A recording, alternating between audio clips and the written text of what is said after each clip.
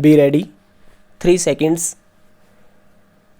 Start. It is true that in the instant case, there is no agreement available on record to indicate that the purchase was made for the purpose of export stop. In the absence of the said document, it is not possible to specifically state as to whether it was clear that the sale or purchase between the parties, that is, the dealer and the purchaser, was inextricably linked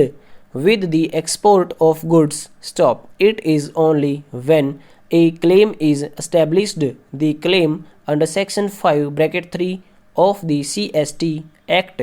would be justified stop at the time of auction sale when the appellant purchased the tea from the dealer. There is nothing on record to show that a definite stand was taken by the purchaser that the purchase of tea was for the purpose of occasioning an export for which an agreement has been entered into stop. Since no such claim was made at that stage, sales tax was realized,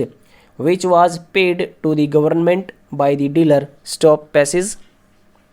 However, there is a clear finding recorded by the assessing authority that the export documents were verified by him with the accounts from which it is indicated that the entire exports were effected pursuant to the prior contract or prior orders of the foreign buyers, and that the export sales are supported by bills of lading, export invoices, and such other valid documents stop. In the light of the said findings, the assessing authority allowed the exemption, clearly holding that the claim for exemption was genuine stop.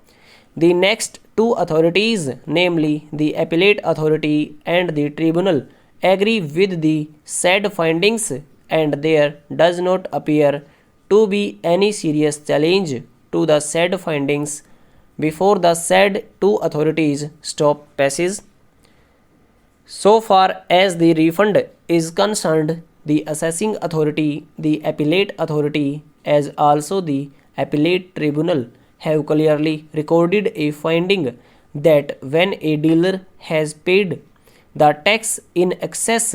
of what is due from him, it has to be refunded to the dealer in as much as the dealer is entitled to receive a refund if tax is paid in excess of what was due from him stop, referring to the provisions of section 44 of the KGST Act. The Deputy Commissioner bracket appeals, that is appellate authority, also held that it is the seller or the dealer on whom the burden lies to prove that the sale is for fulfilling an order of the foreign buyer, since section 5 bracket 3 refers only to the foreign buyer stop over.